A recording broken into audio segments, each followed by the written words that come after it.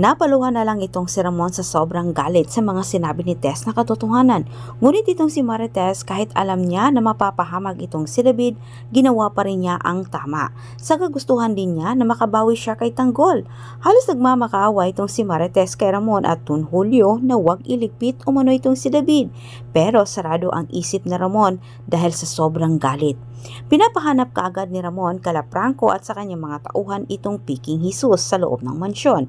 Ngunit sa kasawihang palad, sila ay natakasan na. Lalo pang kinatungan ni Marites ang galit nila Ramon at Don Julio sa Piking Jesus, lalo na kay Rigor. Dagdag pang sinabi ni Marites ang pambububog ni Rigor dito kay Tanggol noon at higit sa lahat ang pagpakulong umano ni Rigor kay Tanggol.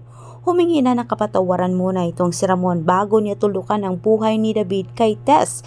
Gagawin umano niyang miserable ang buhay ni David bago umano niya ito patayin. Samantala, hinahanap naman nila Ramon itong si Tanggol kay Tess.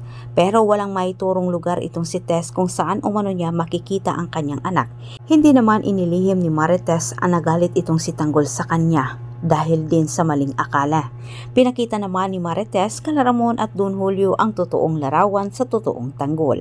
Nagulat na lang itong si Ramon. Sinabi din niya kay Tess, nakaharap na umano niya ito minsan at nakalaban pa. Sising-sisi din itong si Ramon sa hindi umano pagsunod sa kanyang nararamdamang lukso ng dugo noong nakaharap niya itong si Tanggol.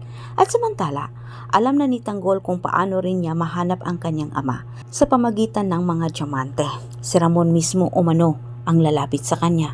Pero kumontra naman itong si Divina. Ayaw niyang pakawalan ang mga diamante.